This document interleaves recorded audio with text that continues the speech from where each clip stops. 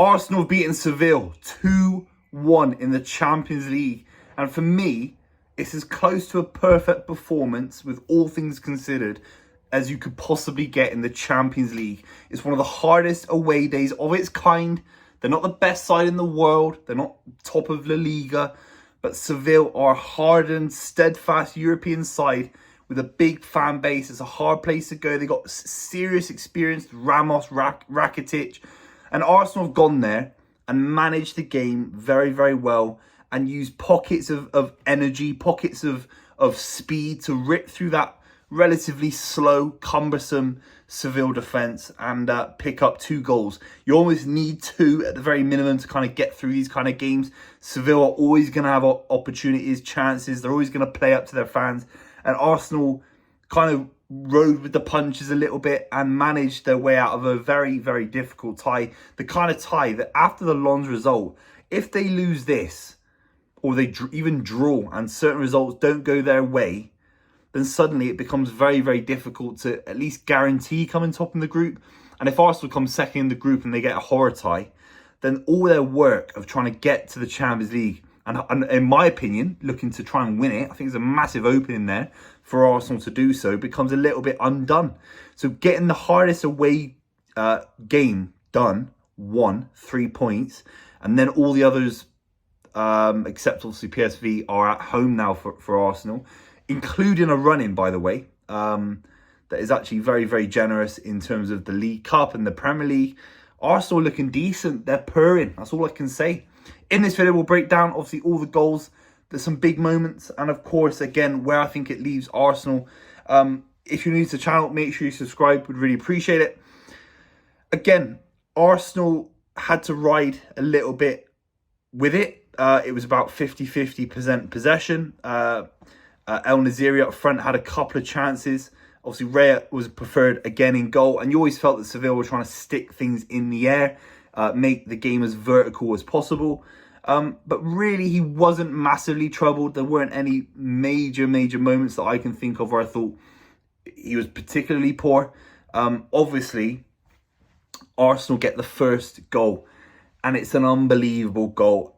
Jesus gets this ball, and the way he turns on a sixpence and feeds Martinelli, it's absolutely outrageous. It's absolutely outrageous. Firstly, the turn from Jesus. He's electric all night. Obviously, we'll talk about his second goal later. But the turn, he kind of turns. I don't know who it was for Seville, but the midfielder turns him inside out and plays this ball with such precision. And Jesus is a bit like that. He's one of those kind of 1 in 3 players. And it's not even just about goals. 1 game every 3, Jesus looks like Rivaldo. He looks like Ronaldo, R9. Seriously. And the issue for a lot of football fans and maybe Brazil fans, maybe Man City fans, is that 2 or 3 out of the 3 can look a little bit lackluster, a little bit maybe not cutting edge. But the way he was able to get that ball under control, spin, he did a mad little, it's almost like was it a Cruyff turn almost? He kind of turns inside out, clears his way through and is able to play a ball into Martinelli. The pace for Martinelli was absolutely exceptional. And the composure for the finish, I felt the keeper stayed up as long as possible and he made things very, very difficult for Martinelli. And Martinelli just instinctively rounds the keeper. It's a beautiful little finish. And it put Arsenal into a very commanding position. Let's be real, Seville never looked like properly scoring. A couple of chances. I think they had about 6 or 7 shots on target all game that I can remember at least. So they weren't a major force in this game. And Arsenal had to pick their moments because, I don't think Seville were easy to break down either for Arsenal. I still think there's a few issues there. I don't think they're as fluid as they have been in last season. I've been criticised from Arsenal fans for saying that. And I think even their fullbacks, Tomiyasu, Ben White, this kind of 4 centre-back solution that obviously Guardiola kind of brought in last season means they are a little bit less fluid, a little bit less dynamic, bombing forward. The midfield without Thomas Partey, not sure why he didn't go to Spain. There's obviously some rumours kicking about on Twitter. But that midfield obviously becomes a little bit less dynamic when it isn't Partey. It's someone like Jorginho in midfield. So Arsenal had to kind of limit their weaknesses. They weren't as good today on the ball. They had about 50% possession, even at points just surrendering possession. And the top sides do this. They just hit you on the counter. They maximise their few chances that they get. And they did very, very well, Arsenal. We have to talk about the second goal. Oh, again, Gabby Jesus, man, when he can get into this kind of form, he's scary. And there's an argument you've not seen him do this, kind of square up a defender, do him a little bit, turn him inside out a little bit, and then hit it top corner. You could argue Arsenal fans haven't seen that kind of raw form since the start of last season, where obviously he was absolutely electric. He was bombing them up to the top of the table. The injury at the World Cup was really unlucky for Arsenal, and really the rest of their season kind of plateaued, flatlined with Eddie Nketiah up front. Trossard came in and definitely juiced them up a little bit. But Jesus was, people were comparing him to a kind of Ian Wright figure in terms of this mobile, dynamic forward that was bringing people into play. And we didn't see much of it after the World Cup. Obviously, he came back from a really long injury. That was a really sharp goal. That was a really, really powerful goal. The way he kills the defender, smashes it top bins. Beautiful, beautiful goal. Seville get their chance, their opportunity. Corner comes in. It's a great header from the centre-back. Could the keeper have done more? There'll always be some issues around that, in terms of while he's making mistakes, there'll always be people complaining about Raya. But it's a good corner, it's a good whipped in cross, and of course the goal as well.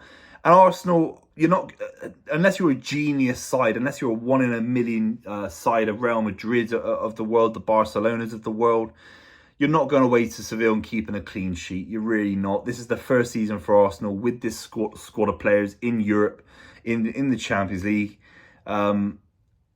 Going away, they're going to need to spend 3, 4, 5 seasons in the Champions League to get to the point where there is almost no lack of certainty. I can think of Man City, sort of some of these away days for City in the last 3, 4, 5 years. They're almost nailed on 3 points, and Arsenal's still in that world where it could be considered a little bit shaky if they concede a goal. Look at Lens, for example.